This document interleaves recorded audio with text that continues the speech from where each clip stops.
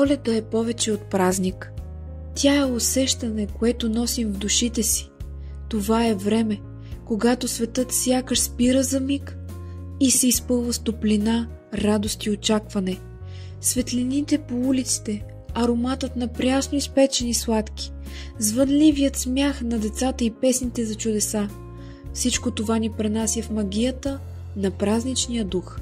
Коледният дух е магията, която събира хората и ни кара да се чувстваме свързани. То е в усмивките, които раздаваме, в надеждата, която носим и в желанието да направим света около нас по-добро място.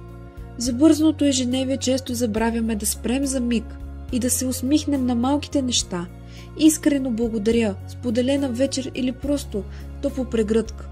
Но именно тези малки моменти са най-големите дарове.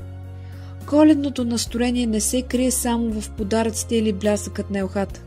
То живее в малките моменти, в топлата прегръдка на любим човек, в смеха около празничната трапеза, в тихия миг, когато гледаме снежинките през прозореца и усещаме колко много сме благословени.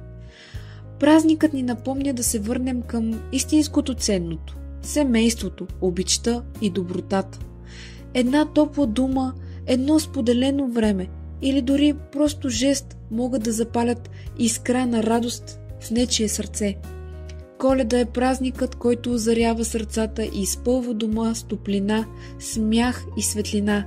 Нека бъдем по-добри не само по празниците, а всеки ден. Но най-голямата магия на Коледа е в нейната способност да ни накара да вярваме в чудесата. Те не са просто приказки, те са истински, стига да имаме сърце отворено за тях.